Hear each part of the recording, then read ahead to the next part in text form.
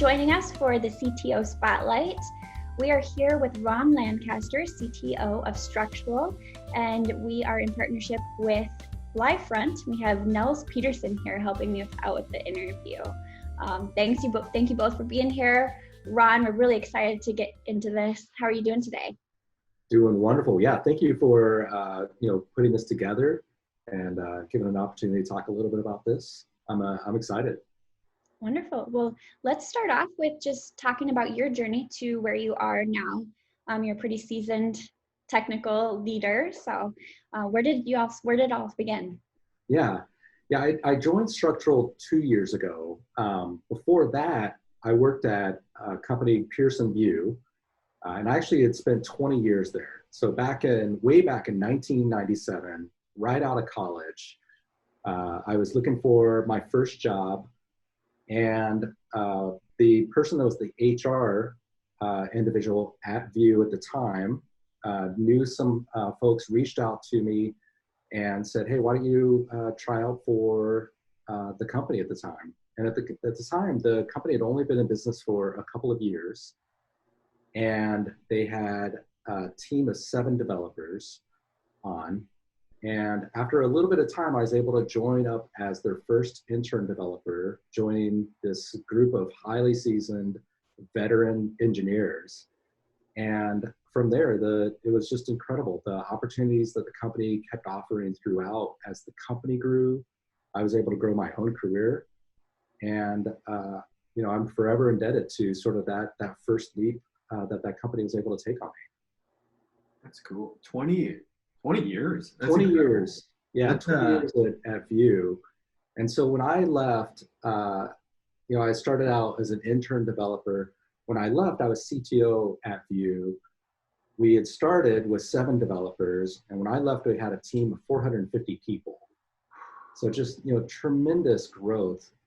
View is one of these, real success stories here in the Twin Cities that doesn't come up as often because it's, high stakes testing, and people think of multiple choice questions. They don't really think of, how cool that company actually is. And so a couple years ago, I was looking for the next thing. What am I going to do after a 20-year, journey with an organization? I saw Scott Burns was getting ready to start in a stealth mode. I reached out to him. We had a number of conversations over a period of time where he was kind of vetting, is this corporate guy really going to be good in a startup or not? And I will say there's always a danger with startups trying to pick up corporate people, because there is some clear culture shock that happens. And then likewise, I was also really vetting Scott and the Structural organization, with the company he was building, to say, am I ready to make hopefully what's another 20-year commitment potentially? And the last 2 years have been amazing. What about that vetting process got you excited? I mean, that's a long time to make a big jump like that. I'm curious, what got you over the edge and really excited to join the team? Yeah, there were a number of things. I was very fortunate I could be choosy about where I was going to kind of take the next job. I felt like I had built up some tech capital, so to speak, through my career.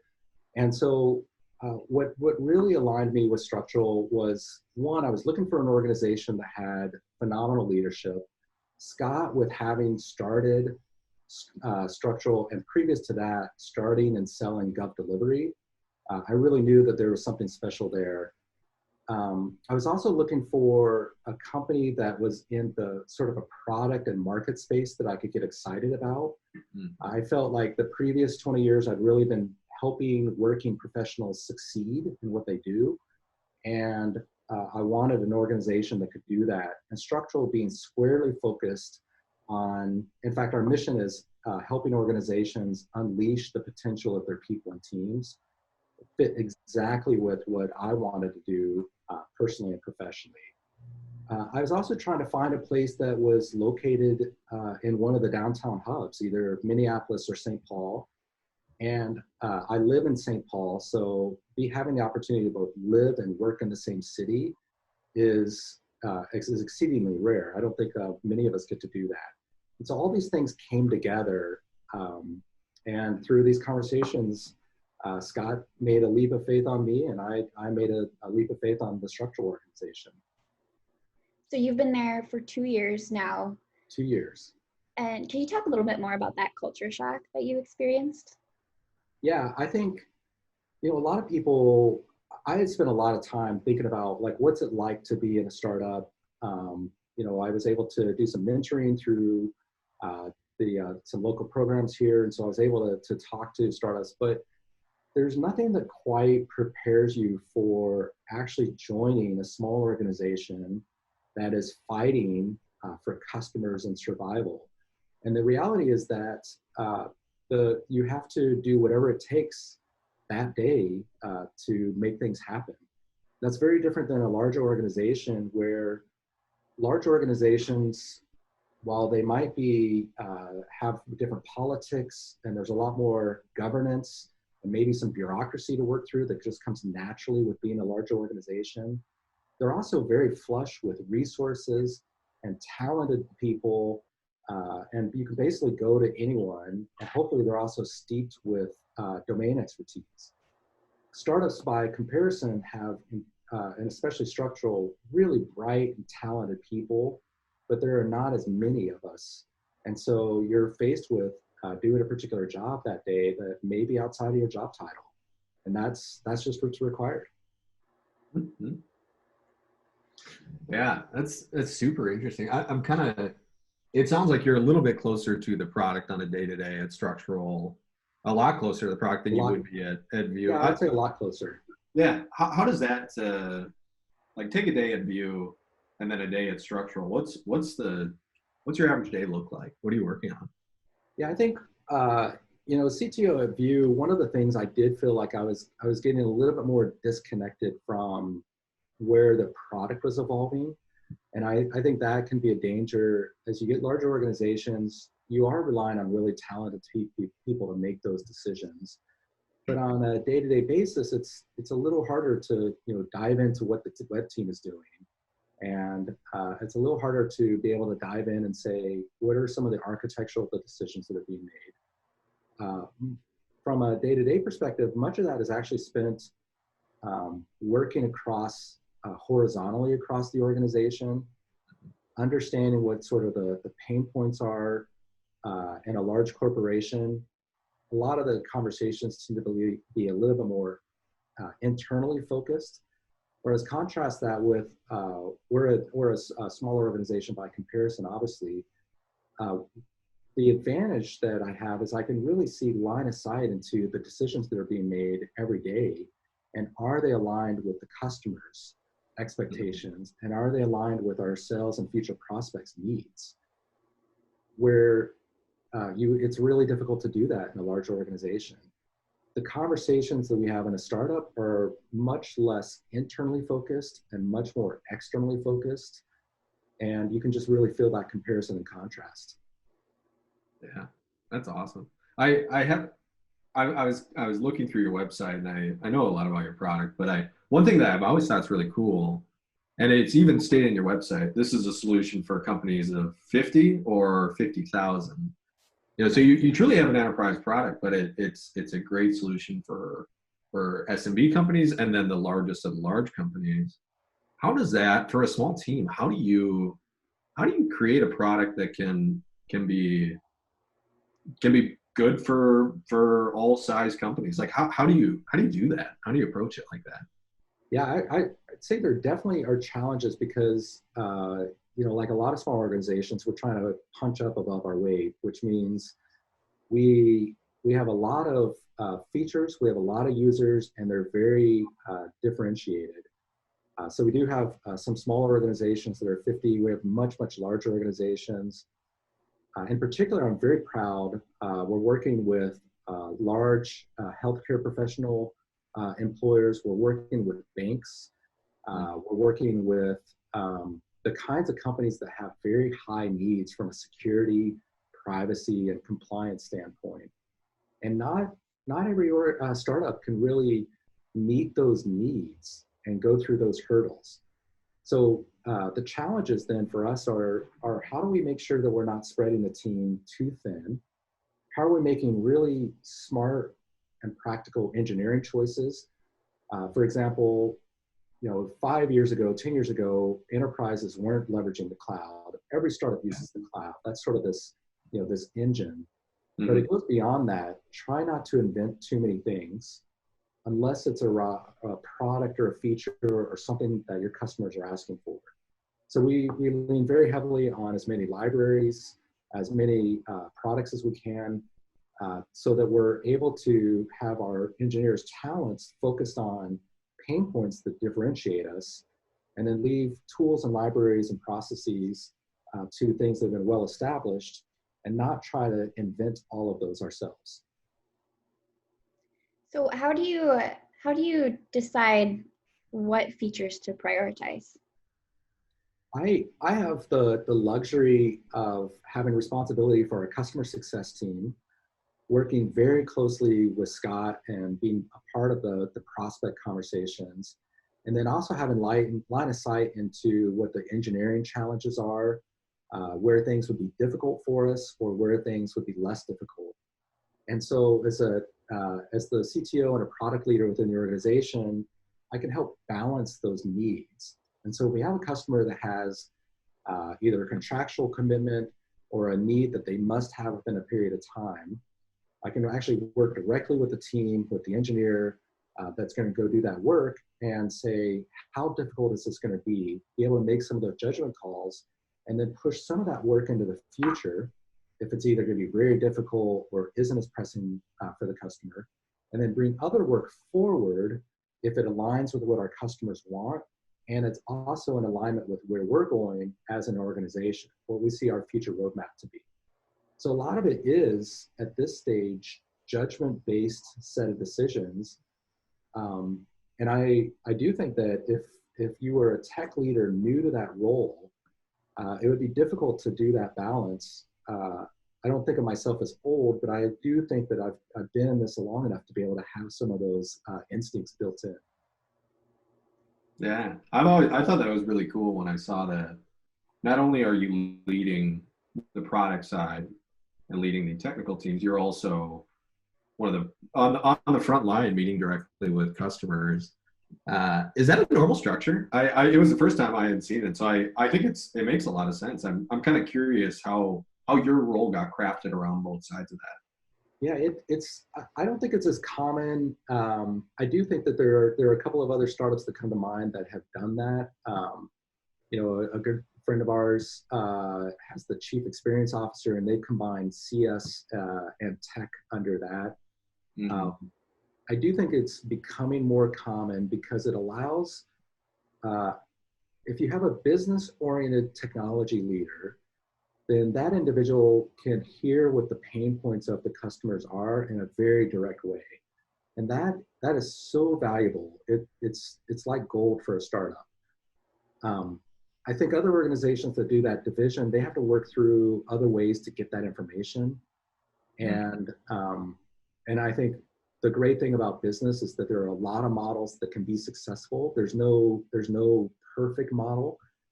But one of the things I do think we've really prided ourselves on is matching the roles to the skills and the capabilities of the people that we have in there, and being flexible with those structures based on their skill sets. Did you always know that you wanted to be a leader in tech? And definitely do you not have like a defining moment where you're like, oh, I'm a leader and I'm in charge of telling these people what to do? Yeah, it's I would say even now, I try never to tell people what to do as a leader. I'm very much in favor of giving people lots of latitude, lots of flexibility, lots of responsibility. And then really thinking about my role as being one of coaching and guidance. But to get back to your question, I would say one of the best parts of my career were actually the first few years where I was a software engineer. And I remember going home, talking to my wife and saying, I cannot believe that they are paying me to write software. I mean, it was just this incredible I had like this high every day of being able to write software. And software is so cool because it's this stuff of, you get to think something and then you get to create it. We can begin to be real craftsmen. I then kind of moved into management and leadership, and I enjoyed that. I felt like I maybe hit too much of a process-oriented management style. And then I actually moved back into an architect role for a while, back into a little bit more of the engineering. So I went developer to manager to architect. And I said to myself at the time, I remember looking at my calendar, very few meetings by comparison as a manager. My inbox was much less. I was actually getting to go back to write code. And I was like, wow, this is amazing again. I said I wasn't going to go back into a management leadership role. But we had a manager leave, and our leader at the time said, well, I want you to just try this for 90 days. I know you've been a manager before. At the end of that, we'll hire a new manager. And of course, that didn't happen. I got sucked in and I stayed on the management track. Nice. Do you still, do you get to cut your teeth with code at all? Do you have any GitHub commits? I don't write code at Structural. I do write code at home. And that allows me to experiment with different libraries, do things in a very lower effort manner. Mm-hmm. Where the reason I don't write code at Structural is because while I can do it, I really feel like that's something now I should let professionals do and let the engineering team manage. So I feel like while I really pride on myself on being someone that can write code, I think writing software in a production environment with the stresses of a startup, really just, you deserve people that are doing that all day and making those set of decisions. Nice. That's awesome. How's the team management? I love that you want your team to be autonomous. You want them to take ownership and really drive, the direction of what they're working on. How has that changed in the last couple months? Given that it's hard for us to be in the same room, everyone's working virtually. I'm curious how the day-to-day has been for you and your team. Yeah, I would say one of the things is that we were already well prepared to go fully remote during this this virus that's plaguing the world. We were going into the office Monday, Wednesday, Friday, but we were working at home Tuesdays and Thursdays. And so early in March, there are a lot of technical organizations, like there was that week of like March 15th where like suddenly the tech world said, this is very, very serious. And I remember Scott and I had a quick conversation. We said, well, what are we going to do? And we said, well, we're going to have to shut down the office. We're going to say to people, you're not going to go into the office, period. And we did that on a Thursday, which worked incredibly well because everyone already had their assets, their laptops, they were prepared, and we just didn't go into the office that Friday. And it turned out we didn't go in for quite some time thereafter. Mm-hmm. In June, we started to say you could go back, but we wanted to hear about it. And very few people have actually opted to go into the office. Like we have this beautiful space in Osborne 370 downtown St. Paul, and I'm the only person here in the office today. Yeah. One of your questions though was really about work style. I think I've always said that working from home or working remotely is terrific for the individual. It's a little less good for the team. And I think personally, I feel like we're missing some of that ability to come back together in the office. You miss a lot of those personal interactions. You miss the conversations that happen, more organically. And there really isn't a good substitute online yet for that sort of interaction that happens. So we've tried a lot of different things like other organizations, the game nights, the conversations. Yeah. And I think those are working, but they're definitely substitutes, and they're not quite as good as being together to have those conversations. Mm-hmm. I think a lot of companies are struggling with that right now, but Structural is a platform that can kind of help with that connection. That's correct? Right. How has that come into play during COVID with your clients and the way you're designing it? We saw a tremendous increase in the usage of our platform starting right, and it was really interesting. You could see what was happening across the US through the usage of our platform. Starting right in that early March timeframe, skyrocketing through the end of March and continuing forward. I think one of the things that mid-sized organizations and especially large organizations, they really miss the connections across people. And even if you're working in the office, you'll find that people are like, oh, I can't go up 2 floors to go meet with that group. Or I can't go across campus to go meet with those individuals. Structural helps form those connections, those bonds, because we're able to blend both the personal aspects of what people are interested, what they're thinking about, with the work aspects. We bring in data automatically from the applications that are used across the organization. And then you sprinkle a little bit of data science to help form and push and nudge some of those connections across organizations. Mm. Kind of a customer success, but also a product question for you. I think one of the interesting things about your platform is that there are so many different ways to use it and different ways to get value from it. And that's a good thing and a bad thing, I'm sure. Because, and my question for you is, how do you help organizations realize how to fully utilize the platform?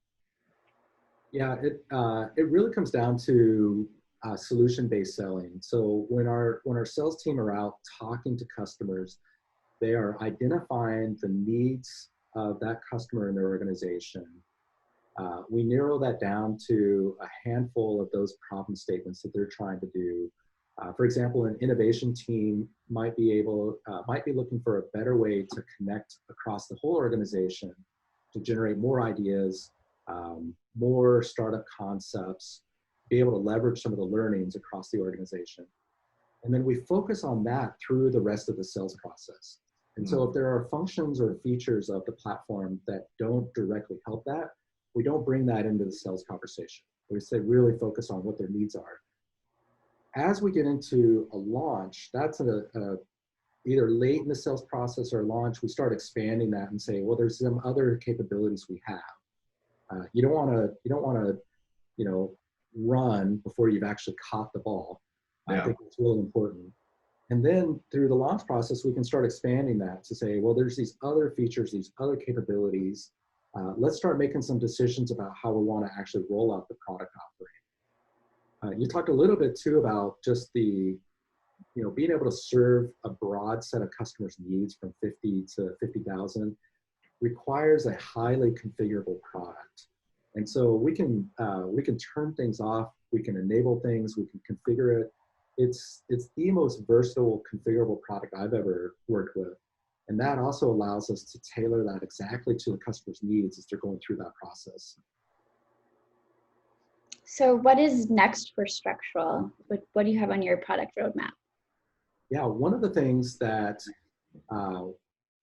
when you think about Structural and building connections across the organization, it's about connecting people and teams to solve particular problems at that organization. That could be connecting, for example, a staffing organization. They might have a customer project that's coming in and they want to know the set of consultants or skilled individuals that can help fill that beyond the small circle they tend to go to. Or it could be about helping build a culture for an organization. What we see right now is that one side of that is being able to have these very rich profiles of individuals. Like I said, we can automatically build out profiles for individuals so that they're ready before they even log into the platform. That's something that's different than I think anyone else in our space is doing at this time. The other flip side of that, though, is sometimes you just want to be able to say, hey, I've got this project opportunity, or hey, I've got this client component, or we've got this volunteering nonprofit component we want. And you want to be able to assert that in some way and then have people sign up or raise their hand or express interest. I really think of that as two sides of the same coin, where you have a supply of people with talents and then you have a demand of those talents. And so the next thing for structural is to be able to be very specific of what those demand side components are, because we built out this really rich focus of the people side, the supply side, and marrying those two up for organizations. Nice. Was that something on your roadmap pre-COVID, or did that really kind of spark up in the realm of everyone going virtual? It's something that we've been talking about for quite some time in various ways for customers, but we really wanted to have the solid footing of what we call our people directory and being able to build that out and have that robust and automated before we started moving to sort of the other side of the coin. I think one of the things we found though is that through COVID, the frequency of our conversations with our customers has really increased. As you know, as I mentioned before, the usage has really skyrocketed. Companies now are even more so are recognizing the need for a platform like ours. And through those customer conversations, we were starting to lean in a little bit more to these this new roadmap offering. And we just started getting overwhelming feedback, exceptional feedback from our customers about this, very excited about this, because they conceptually, they may not be thinking in this abstract of two sides of the same coin, but they definitely think about, I have this opportunity, I have this need, I have this requirement, the sales team wants this way to be more efficient, or our project team wants this way to be more efficient. And they really resonated with that, and that allowed us to bring the priority of that earlier than we might have in the past. Cool. Do you see your team growing at all in the near future, or and kind of what is your team like, and what makes them different from other teams?